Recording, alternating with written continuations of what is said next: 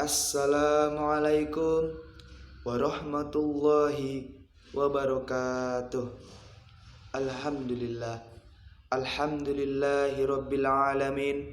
Wassalatu wassalamu ala asrafil anbiya'i wal mursalin wa ala alihi wassohbihi ajmain. Amma ba'du.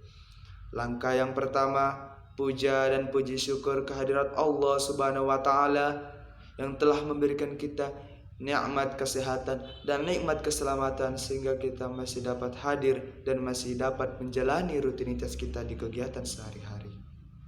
Langkah yang kedua, selawat bersimpulkan salam. Marilah kita hadiahkan ke ruh junjungan Nabi besar Muhammad sallallahu alaihi wasallam yang telah membawa kita dari alam jahiliyah menuju alam yang penuh dengan ilmu pengetahuan seperti sekarang ini. Oleh karena itu, marilah kita mengucap kalimat salawat yang berbunyi Allahumma sholli ala sayyidina Muhammad wa ala alihi sayyidina Muhammad. Perkenalkan, nama saya Syawaludin Fitrah dengan nomor BP 2011051005. Saya di sini akan menjelaskan materi yang berjudul klarifikasi akidah dalam ajaran Islam. Akidah menurut bahasa Arab al-aqidah dalam istilah Islam yang berarti iman. Semua sistem kepercayaan atau keyakinan bisa dianggap sebagai salah satu akidah. Fondasi akidah Islam didasarkan pada hadis Jibril yang memuat definisi Islam, rukun iman, ihsan, dan peristiwa hari akhir. Landasan filosofis akidah Islam pada hakikatnya filsafat dalam bahasa akidah tetap bersumber pada Al-Quran dan Sunnah. Allah mengutus Rasul yang membawa pesan darinya untuk disampaikan kepada seluruh umat manusia. Pesan Allah itu ditulis dalam Alkitab Al-Quranul Karim. Allah menganugerahkan kebajikan dan kecerdasan berpikir kepada manusia untuk mengenal adanya Allah dengan memperhatikan alam sebagai bukti hasil perbuatannya yang maha kuasa. Hasil perbuatan Allah itu serba teratur, cermat, dan berhati-hati. Yang menerima hikmah inilah yang disebut dengan hukuman atau filosof. Ruang lingkup pembahasan akidah adalah sebagai berikut. 1. Ilahiyat, yaitu pembahasan tentang segala sesuatu yang berhubungan dengan ilah atau Tuhan atau dengan Allah, seperti wujud Allah, nama-nama dan sifat-sifat Allah, af'al Allah, dan lainnya. 2. Nubuat yaitu pembahasan tentang segala sesuatu yang berhubungan dengan Nabi dan Rasul, termasuk tentang kitab-kitab Allah, mukjizat, keramat, dan lain sebagainya. 3. Ruhaniyat yaitu pembahasan tentang segala sesuatu yang berhubungan dengan alam metafisik seperti malaikat, jin, iblis, setan, ruh, dan lain sebagainya. 4. Sami'iyat yaitu pembahasan tentang segala sesuatu yang hanya bisa diketahui lewat sami', dalil nakli berupa Al-Quran dan Sunnah, seperti alam barzah, akhirat, azab kubur, tanda-tanda kiamat, surga neraka, dan lain sebagainya. Ada 8 kaidah penting dari akidah. 1. Wajib tunduk terhadap hukum Allah Ta'ala dan Rasulnya. 2. Sunnah Nabi adalah satu-satunya jalan keselamatan. 3. Syiar kaum beriman adalah sami'na wa ta'na, yang artinya kami dengar lalu kami pun menaatinya. 4. Syiar kaum yang binasa adalah sami'na wa ashaina, yang artinya kami dengar lalu kami mendurhakainya. 5. Mengikuti ulama atau umarah dalam menghalalkan yang Allah haramkan atau mengharamkan yang Allah halalkan, termasuk sikap menjadikan mereka sebagai sesembahan. 6. Tidak boleh menentang hadis sahih dengan pendapat seseorang. 7. Cara memahami Alkitab dan As-Sunnah adalah dengan mengikuti salafus soleh atau salafus solih. 8. Innamal a'milu ninniyat. a'malu niyyat. Innamal a'malu niyyat. Maaf. Fungsi dan peran akidah dalam kehidupan terbagi menjadi delapan. Yang pertama, sebagai petunjuk hidup yang tepat sehingga dapat membedakan mana yang baik dan mana yang buruk. 2. Melindungi diri agar tidak terjerumus pada jalan yang sesat. 3. Menumbuhkan semangat beribadah kepada Allah Subhanahu wa taala. 4. Mententramkan dan sebagai penenang jiwa. 5. Memahami dan mengikuti sunnah-sunnah Rasulnya. 6. Memurnikan niat ibadah hanya untuk mencari ridho Allah Subhanahu wa taala. 7. Mengkokohkan keimanan terhadap Islam. 8. Mencari kebahagiaan di dunia dan di akhirat. Itulah beberapa fungsi dan peran akidah dalam kehidupan yang perlu Anda ketahui. Yang perlu kita ketahui. Jika akidah telah dipelajari dengan benar, maka seseorang akan tahu bagaimana cara memilih teman dalam Islam yang dapat membawa kebaikan pada diri dan orang lain. Karena sesungguhnya siapa yang menjadi teman kita turut juga mempengaruhi karakter pada diri kita. Maka pilihlah teman yang tepat dilihat dari akidahnya. Ada 3 prinsip akidah seorang muslim. Prinsip pertama, berserah diri kepada Allah dengan bertauhid. Maksud prinsip ini adalah beribadah murni kepada Allah semata, tidak pada yang lainnya. Siapa yang tidak berserah diri kepada Allah, maka ia termasuk orang-orang yang sombong. Begitu pula orang yang berserah diri pada Allah juga pada selainnya. Artinya Allah itu diduakan dalam ibadah, maka ia disebut musyrik.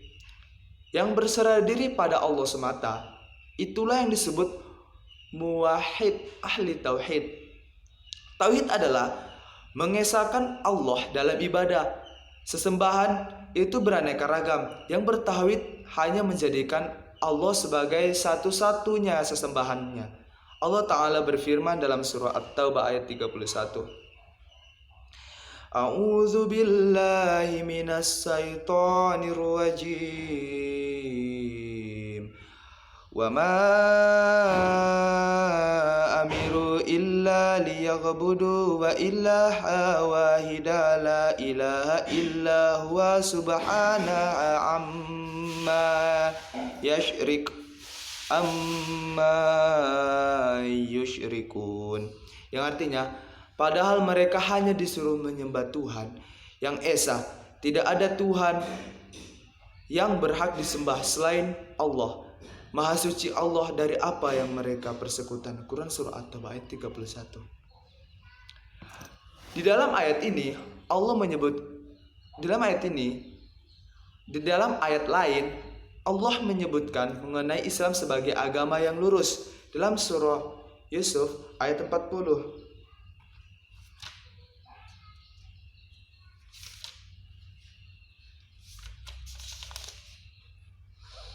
A'udzu billahi minas syaitonir rajim. Bismillahirrahmanirrahim. Inil hukmu illa lillah amara Allah ta'budu illa iyyah. Dzalikad dinul qayyimu walakinna aktsaron nasi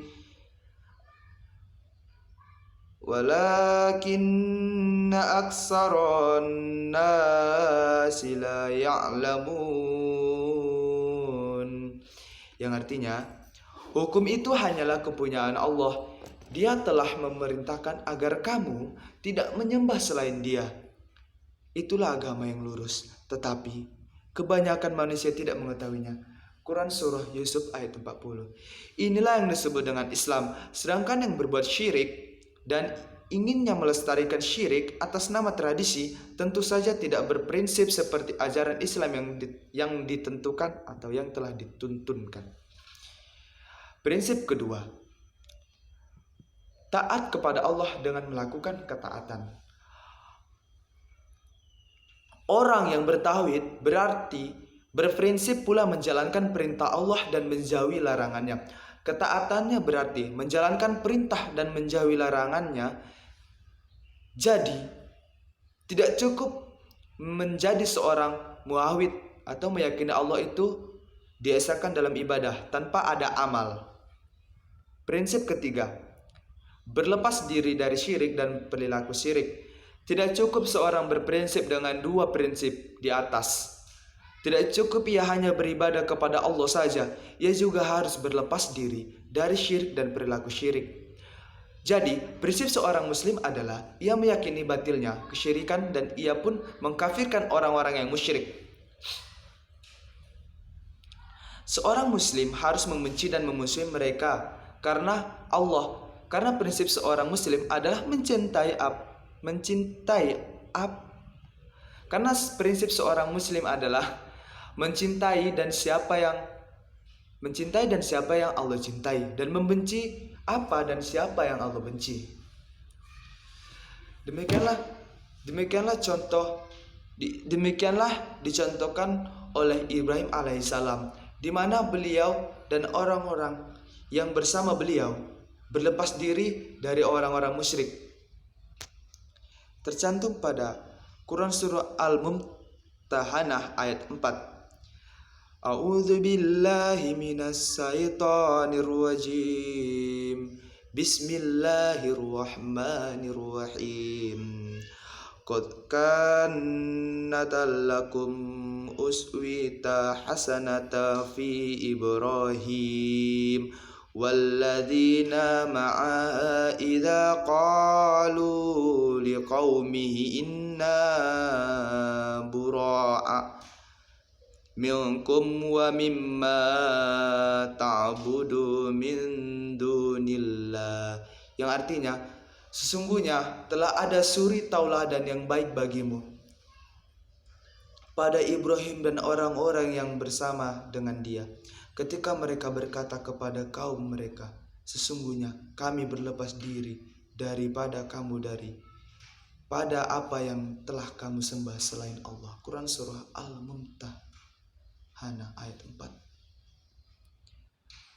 Ada beberapa aliran dalam Islam yang punya sejarahnya masing-masing sejak dahulu hingga sekarang.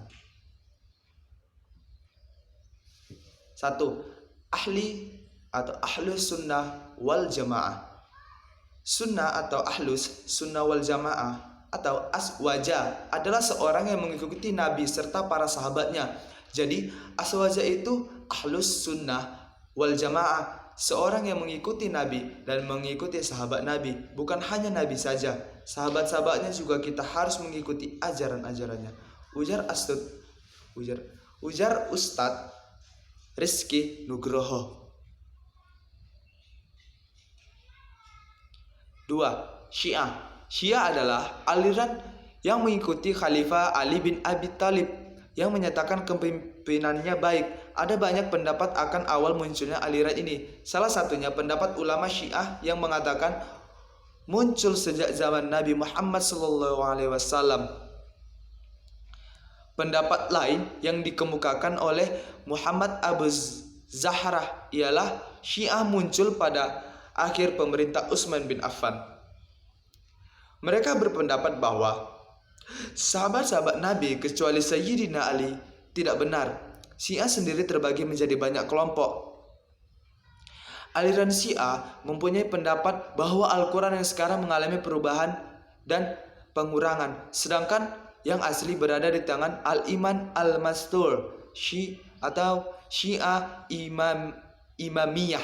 Aliran Syiah juga tidak mengamalkan hadis kecuali dari jalur keluarga Nabi Muhammad atau Ahlul Bait. Selain itu, Syiah juga memperbolehkan nikah mut'ah yang kita kenal dengan istilah kawin kontrak, yang mana pernikahan suami istri akan ada waktu yang telah disepakati pada akad pernikahan. 3. Khawarij. Asal kata Khawarij adalah kharji yang berarti keluar. pada sejarahnya aliran Khawarij seperti yang ditulis di atas, seperti yang telah saya sampaikan, merupakan aliran yang tidak setuju dengan adanya perdamaian antara Sayyidina Ali bin Abi Thalib dengan Muawiyah saat perang Siffin. Yang bermaksud Khawarij itu dia yang keluar dari golongan Sayyidina Ali, dia yang keluar dari golongan Nabi Muhammad. Mereka menganggap Ali serta orang-orang yang menyetujui perjanjian tersebut mendapatkan dosa besar, maka orang tersebut dapat dikatakan orang yang kafir. Mereka juga menganggap orang-orang seperti itu halal darahnya. Menurut Farir Zainal Effendi, orang-orang Khawarij berpendapat bahwa pelaku dosa besar adalah kafir. Mereka juga menyebut orang yang tidak sepaham dengan mereka, maka anak istri mereka boleh ditawan, dijadikan budak atau dibunuh. Menurut Khawarij Azriqah.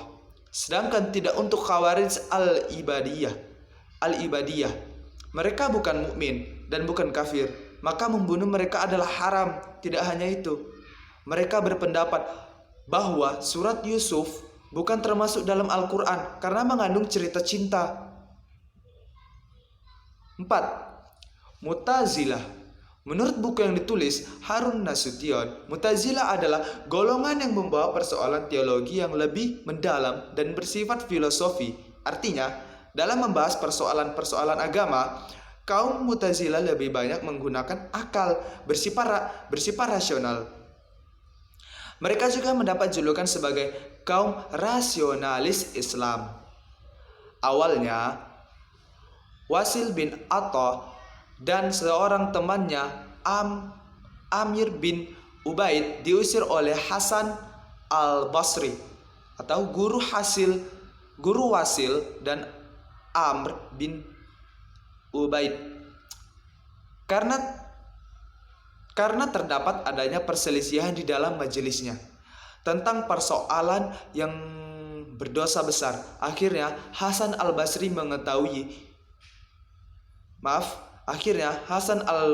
mengatakan Wasil menjauhkan dari kita, atau i'tazala anna. Dengan demikian dia serta teman-temannya, kata Al-Syahrastani disebut kaum Mu'tazilah. Aliran dalam Islam ini berpendapat bahwa orang Islam yang berdosa besar bukan kafir, juga bukan mukmin, akan tetapi berada di antara keduanya, di tengah-tengah. Mereka hanya mengakui Isra Rasulullah ke Baitul Maqdis, tetapi tidak mengakui Mi'rajnya ke langit. Selain itu, mereka tidak percaya akan azab kubur, malaikat pencatat amal, arsy dan kursi Allah. Selain tidak percaya ada azab kubur, mereka juga tidak percaya dengan adanya mizan, yaitu timbangan amal, hisab, yaitu perhitungan amal, dan syafaat Nabi di hari kiamat. 5. Aliran Murji'ah. Masih dalam buku aliran Islam. Murji'ah berasal dari kata irja yang artinya menangguhkan. Murji'ah muncul pada abad pertama Hijriah, yang muncul karena perbedaan dua pendapat, yaitu Syiah dan Khawarij. Kaum Syiah mengkafirkan para sahabat yang menurut mereka menghina ke khalifah dari Ali, sedangkan kaum Khawarij mereka mengkafirkan kelompok Ali dan Muawiyah. Maka pada saat itulah muncul golongan umat Islam yang menjauhkan dari hal kafir, mengkafirkan kedua kelompok tersebut. Sekte Murji'ah muncul sebagai reaksi atas sikap yang tidak mau terlibat dalam upaya kafir, mengkafirkan terhadap orang yang melakukan dosa besar. Sebagaimana yang dilakukan kaum Khawarij.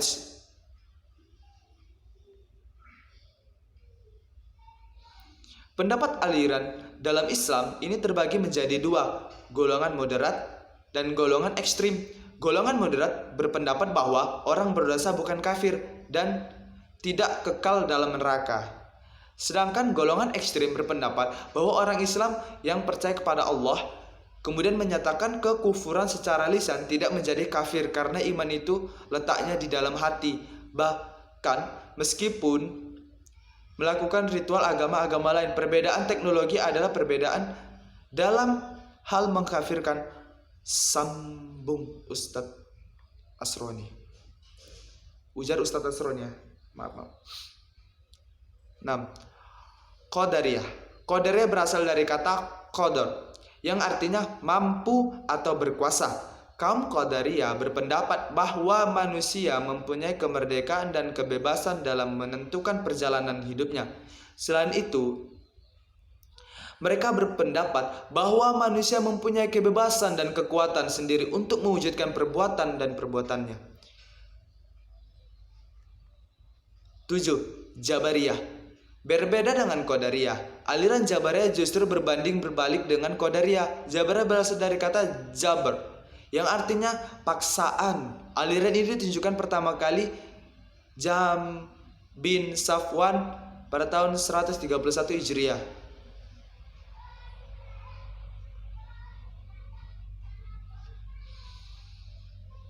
Jadi, tidak semua aliran dalam Islam tidak semua aliran Islam yang saya katakan, yang saya sampaikan masih ada hingga kini. Karena pada zaman dahulu aliran tersebut muncul sebagai senjata untuk merebut kekuasaan. Seperti Khawarij, mereka muncul karena tidak setuju dengan kebijakan yang diambil oleh Sayyidina Ali untuk berdamai dengan Muawiyah. Sehingga pada akhirnya pengikut Ali bin Abi Thalib mempunyai dua musuh, yaitu Khawarij dan juga Muawiyah. Jadi cukup sekian yang dapat saya sampaikan. Maaf jika ada perkataan saya yang berbelit dan cara penyampaian salah dan cara penyampaian saya yang salah. Saya mohon maaf. Billahi taufiq wal hidayah. Assalamualaikum warahmatullahi wabarakatuh.